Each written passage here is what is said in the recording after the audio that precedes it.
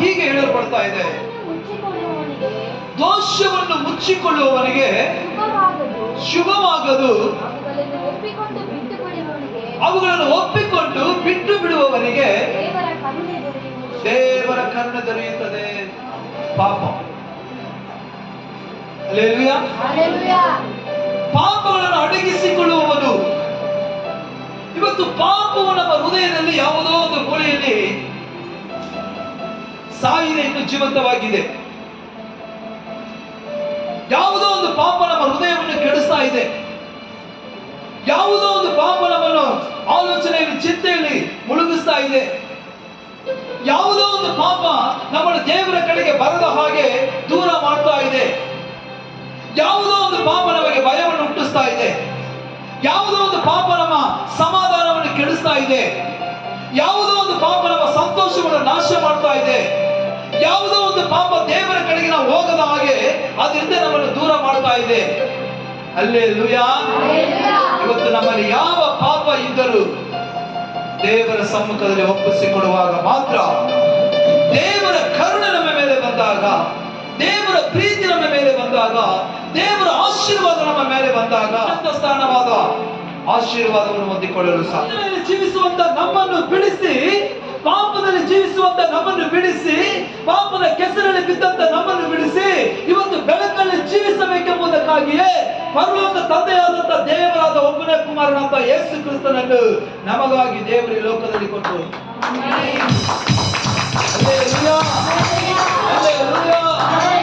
ಭಕ್ತರು ನಮ್ಮ ಜೀವಿತವನ್ನು ಆವರಿಸಿಕೊಳ್ಳುವುದಾದರೆ ನಮಗೆ ಸಮಾಧಾನ ಇಲ್ಲ, ಸಂತೋಷ ಇಲ್ಲ, ನೆಮ್ಮದಿ ಇಲ್ಲ, ಯಾವುದು ಕೂಡ ಸಿಗಲ್ಲ. ಅಲ್ಲಿ ದೇವರ ವಾಕ್ಯ ಬರೆಯಲ್ಪಟ್ಟಿದೆ, ನೀನು ಅದನ್ನು ಏನ್ ಮಾಡು, ಅರಿಕೆ ಮಾಡಿ ಬಿಟ್ಟು ಬಿಡಬೇಕು. ನೋಡಿ, ದೇವರ ವಾಕ್ಯ ಹೀಗೆ ಸ್ಪಷ್ಟವಾಗಿ ಹೇಳ್ತಾ ಇದ್ರು ನೋಡ್ರಿ. ಕೊಲೊಸ್ಸೆ ಪತ್ರಿಕೆ 3ನೇ ಅಧ್ಯಾಯ 2-3 ವಾಕ್ಯ ಓದ್ರಿ. ಕೊಲೊಸ್ಸೆ 3 ಆದ ಕಾರಣ ಚೆನ್ನಾಗಿ ಗಮನಿಸಿರಿ. ಅಪೊಸ್ತಲನಾದ ಪೌಲನು ಕೊಲೊಸ್ಸೆಯವರಿಗೆ ಬರೆಯುವಾಗ ಆತನು ಬರೆದಂತ ಕಾರ್ಯವನ್ನು ಗಮನಿಸಿರಿ. ನೀವು ದೇವ ಜನರೇ, ನನ್ನ ಪ್ರೀತಿಯ ಜನರೇ, ನೀವು ಯೇಸು ಕ್ರಿಸ್ತನಲ್ಲಿ ನಿಮ್ಮ ಪಾಪಗಳನ್ನು ಅರಿಕೆ ಮಾಡಿ ಆತನ ರಕ್ತದಿಂದ ತೊಳೆಯಲ್ಪಟ್ಟು ಆತನ ಅಭಿಷೇಕವನ್ನು ಹೊಂದಿ ಆತನೊಂದಿಗೆ ನಾನು ಇದ್ದೇನೆ ಎಂಬುದಾಗಿ ಹೇಳಿ ಆತನೊಂದಿಗೆ ನೀವು ಎಬ್ಬಿಸಲ್ಪಟ್ಟವರಾಗಿದ್ದರೆ, ಹೌದಮ್ಮ, ನೀವು ಮೇಲಾದುದನ್ನು ಹುಡುಕಿರಿ, ಆಸನ ರೂಢನಾಗಿದ್ದಾನೆ. ವಾಕ್ಯನ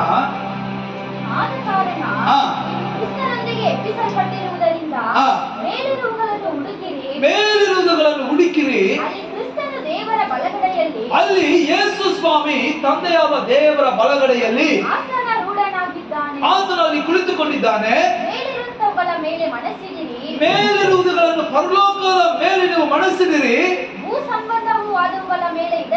ಭೂ ಸಂಬಂಧ ಈ ಲೋಕಕ್ಕೆ ಸಂಬಂಧಪಟ್ಟ ಕಾರ್ಯದಲ್ಲಿ ನಿಮ್ಮ ಮನಸ್ಸು ಹೋಗಬಾರದು. ಹಲ್ಲೆಲೂಯಾ. ಯಾಕೆಂದರೆ ನೀವು ಯಾವಾಗ ದೇವರೊಳಗೆ ಮುಳುಗಿಸಿ ಒಪ್ಪಿಸಿಕೊಂಡು ದೀಕ್ಷಾಸ್ಥಾನ ಮುಳುಗಿಸ್ತಿರಲ್ಲ, ಆವಾಗ ನಿಮ್ಮ ಹಳೆಯ ಜೀವಿತ ಸತ್ತೋಯ್ತು. ನೀವು ಸತ್ತೋಗ್ಬಿಟ್ರಿ. ಹಲ್ಲೆಲೂಯಾ. ಲೋಕಕ್ಕೆ ಸತ್ತೋಗ್ಬಿಟ್ರಿ. ಈಗ ನಾವು ಜೀವಿಸೋದು ದೇವರಿಗಾಗಿ, ದೇವರ ರಾಜ್ಯಕ್ಕಾಗಿ. ದೇವರ ವಾಕ್ಯ ನೋಡ್ರಿ, ನೀವು ಸತ್ತಿರಲ್ಲ, ನಿಮ್ಮ ಜೀವಿತವು, ನಿಮ್ಮ ಜೀವವು ಕ್ರಿಸ್ತನಲ್ಲಿ ಮರೆಯಾಗಿ ಇಟ್ಟಿದೆ.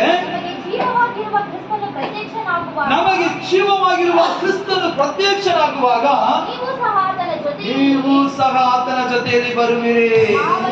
ಕರಗಳ ತಟ್ಟಿ ದೇವರ ನಾಮವನ್ನು ಕೂಡ ಮಾಡಿಕೊಳ್ಳುತ್ತೀವಿ. ಹಲ್ಲೆಲೂಯಾ. ನಮ್ಮ ಜೀವ ಕ್ರಿಸ್ತನ ಮಹಿಮೆಯಲ್ಲಿ ಅಡಕವಾಗಿದೆ. ನಾವು ಯಾವಾಗ ಒಪ್ಪಿಸಿಕೊಟ್ಟು ದೀಕ್ಷಾಸ್ಥಾನ ಮುಳುಗಿದ ಮೇಲೆ ನಾವು ನೀರೊಳಗೆ ಮುಳುಗುವಾಗ ಸತ್ತು ಏಳುವಾಗ ದೇವರೊಟ್ಟಿಗೆ ಪುನರುತ್ಥಾನವಾಗಿ ಎದ್ದಿದ್ದೇವೆ. ಆಮೆನ್. ಹಾಗಾದ್ರೆ ನಮ್ಮ ಆಲೋಚನೆ, ನಮ್ಮ ಕಾರ್ಯಗಳು ಮೇಲಾದವುಗಳನ್ನು ಹುಡುಕಬೇಕು ಹೊರತು ಭೂ ಸಂಬಂಧವಾದ ಲೋಕಕ್ಕೆ ಸಂಬಂಧವಾದಂತಹ ಲೋಕದ ಕಾರ್ಯ, ಲೋಕದ ಆಸೆ, ಲೋಕದ ಇಚ್ಛೆ, ಲೋಕದ ಪಾಪ, ಲೋಕದ ಅಲ್ಲ. ನಾವು ಯಾವಾಗಲೂ ಪರಲೋಕ ದೇವರನ್ನು ಕುರಿತು ಆರಾಧಿಸುವವರಾಗಬೇಕು.